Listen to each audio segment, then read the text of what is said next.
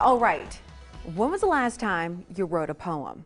Or better yet, read one? Well, there's no time like the present. April is National Poetry Month, and joining me today in studio is Bryan Harvest Blaque Hancock to teach us how to get our creative juices flowing.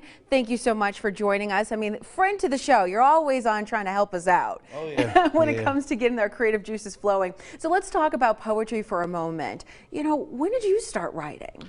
I had to say when I was like 9 or so, hip hop has always been an influence in my writing. So in hip hop and music in general, I feel like it's poetry. And so I love poetry, being able to express myself with pop culture references or something as far as just like the feeling of it, expressing and reporting what I see. Yeah. With words, so yeah, definitely. And you know, that's something that you said, reporting what you see. You say poetry, they say it expresses yourself. You know, like, do you feel like, you know, through your spoken word, that's the way you can really hone in on those emotions and tell folks how you truly feel? Yeah, it's important to be able to just navigate life or whatever you're going through, and doing it unapologetically with just the words that you feel, and people can tell when you're authentic and you're trying to express yourself from this place of just like, this is my life, this is my truth.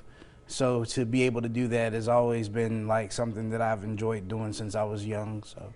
And you know, you work with young people as well as, I mean, I like to call them young and young at heart. And there might be folks waking up this morning going, I want to give my shot. I want to give it a go. Like, what's one way we can start writing? Because, you know, poetry doesn't have to be a haiku. It doesn't have to be, you know, a Shakespearean.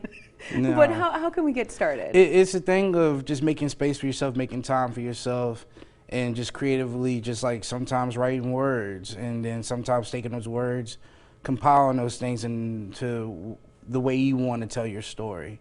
And who better than you to tell your story? All right, well, let's hear your story. We got to hear a little something before we go. I remember Grandma's house, spoon in hand. Couldn't afford Lucky Charms, we had the off-brand. And I love Saturdays because that was the best. We watched Saved by the Bell to see what Zach do next. Because Zach was the man, he always had a plan. You a lie and a half if you weren't part of the scam. Later on, get cleaned up, get our haircut at Jack's. Ty was quick to make a joke if your gear didn't match. He always made you laugh, kept the comedy fresh, have your hair faded out. Then he asked who's that next. After that, hit the mall fiend for that starter caps. Mom be like, you can get it for Christmas perhaps. We didn't have much but love what we had. Tired of being broke but no use being mad. When you got good friends that all chipped in, man, it felt like we all came to win. Oh, I like that. Snap, snap, snaps all around. That's what you do in the poetry world. Snap, snap, snap. That took me back. Okay, to the 90s.